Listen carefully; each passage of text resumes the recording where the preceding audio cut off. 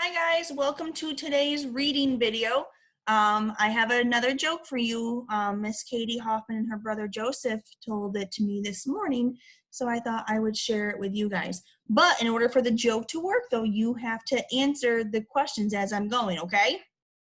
Okay, so will you guys forget me in one day? Will you guys forget about me in 1 week? Will you forget about me in 1 month? How about in 1 year? Will you forget about me then? Knock, knock. You said you wouldn't forget me. So it is pretty funny if you guys are actually answering the questions. It was a good one. Good one, Katie. I liked it. Okay. So today for reading, we're going to do a little bit of grammar review, and then we're going to read the story, The Battle Plan. So for grammar review here, let's go ahead and start. We're getting towards the end of our unit here, and this would be where you guys would be with Mrs. Stones taking all these different like grammar assessments, but it's kind of hard to do from home. So I'm just going to kind of review with you what would have been on the grammar assessment. So we had to correct the following phrases or words. Now we have Dr. Joe White, Mrs. Bonnie Black, and Wednesday. These are all either a person, place, or thing.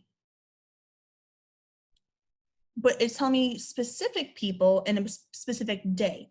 So is it a common noun or a proper noun? It is a proper noun. So what is something that proper nouns need to have?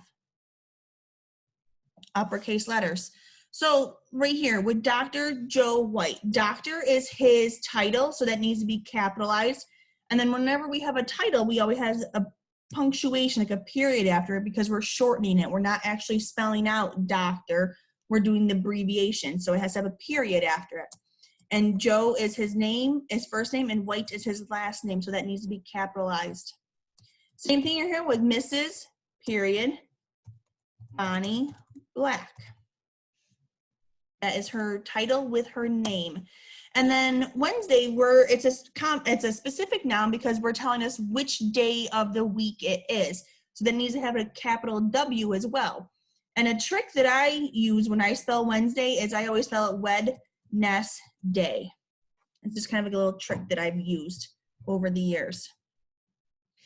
All right, now we're also going to kind of review what we do when we try to make a word go from a singular word where it means only one to plural where we're meaning more than one.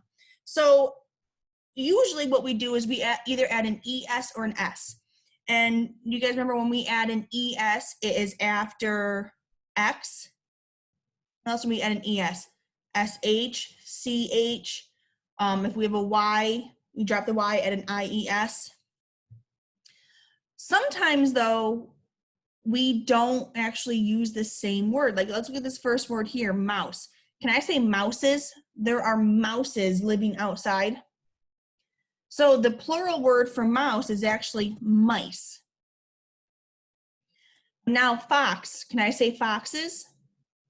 It ends with an X. So what type of ending is it gonna have? Is it gonna have an ES or an S? An ES. Now what about tool? Can we say tools? We can. Is it gonna be an ES or an S? It's gonna be an S. Because remember, if it ends with an X, a CH, an SH, two S's, sometimes with Y, we add an ES. Okay, guys? Now, here's one of those trick words again. Can we say gooses? Look at all those gooses out there. No. So actually for goose, the plural word for goose is geese. Yeah, so we have two odd ducks there. It's kind of unusual, huh? Now what we need to do is we need to circle the noun, which is a person, place, or thing, draw an arrow from the adjective. Remember, an adjective is a word that describes a noun. And then we need to draw a wiggly line under the verb, and our verb is our action word there. So let's go ahead let's go ahead here and circle our noun. So what is our noun that we're going to circle here? The little boy runs. What's my noun? Boy, it's my person. It's my person. Now, what's the adjective? What word is describing that word boy? Little. So I'm going to draw an arrow to that. And what is that little boy doing? What is the verb? Runs. He's running. Yes. Now, the next sentence. The fat cat sleeps. What is my noun in that sentence? The fat cat sleeps. Person, place, or thing? Cat. It could be person, place, thing, or animal. Yes. Oops. Let's do no fill there.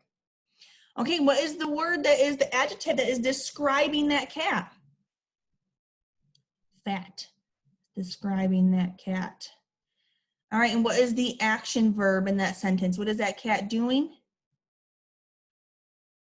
He sleeps. Okay. The pink flower bloomed. What is my noun? The pink flower bloomed. Person, place, or thing? Flower. It's my noun. What word describes my noun? Pink. They're talking about the pink flower, telling you what color it is. And what is the action word here? Bloomed. And tells me what that flower did. So it blooms.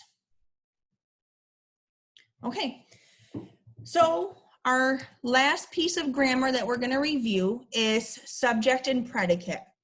Now remember, for a sentence to be a complete sentence, it needs to have those two parts. It needs to have a subject, it tells you who or what the sentence is about, and it also needs to have a predicate and tells you what is happening. So in the subject will be a noun, and in the predicate there will be a verb. So let's go ahead and look at our sentences here. It says, Scott and Matt worked on the book. So what is my subject in that sentence, or who are my subjects in that sentence? Scott and Matt. So I'm going to draw one line underneath my subject and then two lines underneath my predicate. So what did Scott and Matt do? They worked on the book. They worked on the book. Okay, Jim and James ate cake and ice cream. What is my subject or subjects there?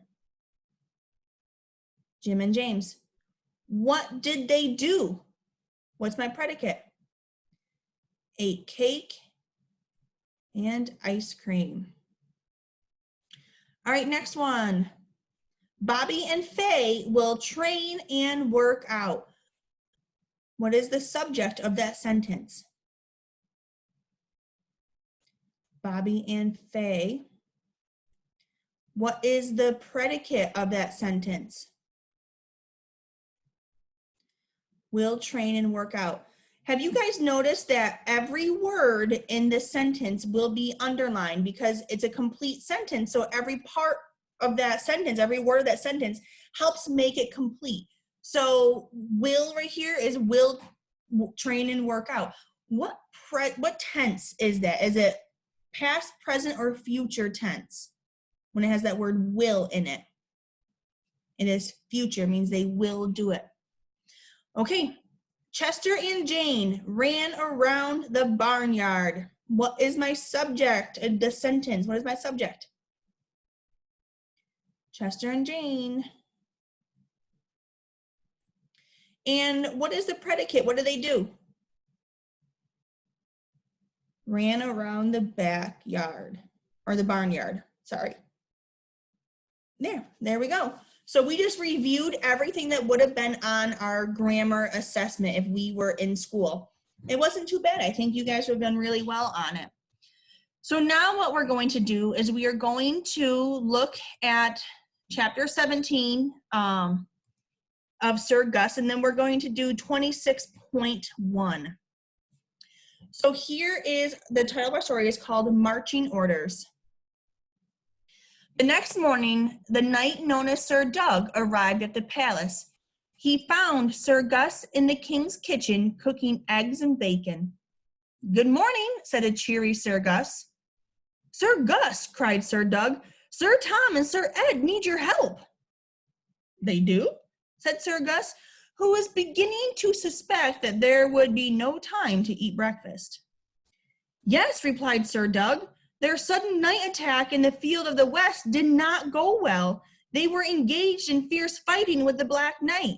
They have battled all night. They sent me to beg you to come with the rest of the army and save them. Sir Gus, the rest of the army is awaiting your command. Yes, indeed, my command, replied Sir Gus, knowing that he must go at once. Go and saddle the horses. We will ride at once. A little while later, Sir Gus appeared in front of the king's palace. He was dressed for battle and holding the map Sir Tom had given him.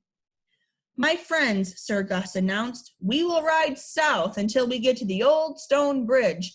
Then we will use the bridge to cross the Misty River and enter King Henry's kingdom. Sir Doug and the rest of the men looked puzzled. But Sir Gus, said Sir Doug, the old stone bridge is north of here, not south. Is it? Said Sir Gus. Then we will ride north. Remember, Sir Gus doesn't know how to read a map. He was looking at it upside down yesterday. Very well, said Sir Doug, but if you don't mind me asking, Sir Gus, why should we ride all the way up to the old stone bridge?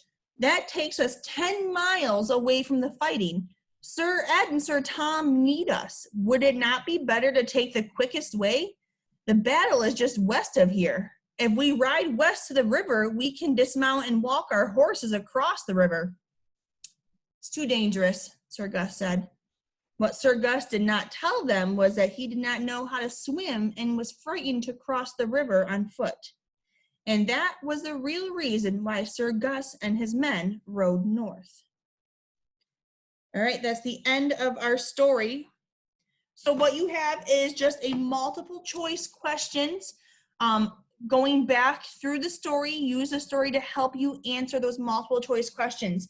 And the very last question on the back is asking you to put things in order. So you have to read all of the sentences in that last problem and tell me which one happened first, second, third, and fourth. Okay, guys? All right, I hope you have a great day. And remember, if you have a joke, send it to me. I will talk to you guys later. Bye.